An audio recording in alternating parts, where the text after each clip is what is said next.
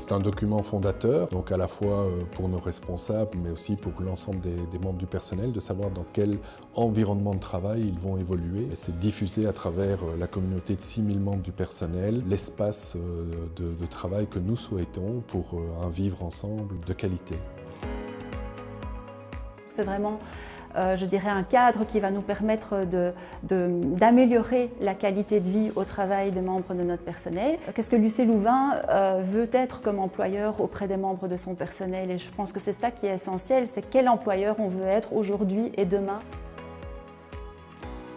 La politique du personnel est fondée sur 5 binômes de valeurs et chacun de ces binômes donc, énonce les droits et les devoirs de chacune des parties impliquées dans la relation d'emploi.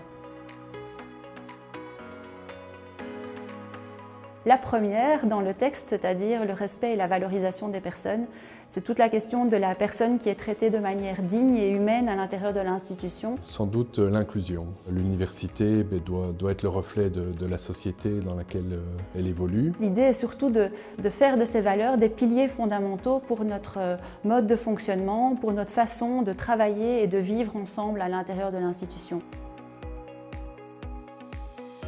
Il y a clairement eu un document martyr proposé aux différents représentants du personnel qui ont pu l'amender, l'améliorer. Et ensuite, le document a été présenté dans toutes les instances de l'université, dans tous les conseils, donc conseil rectoral, conseil académique, conseil d'entreprise et conseil d'administration.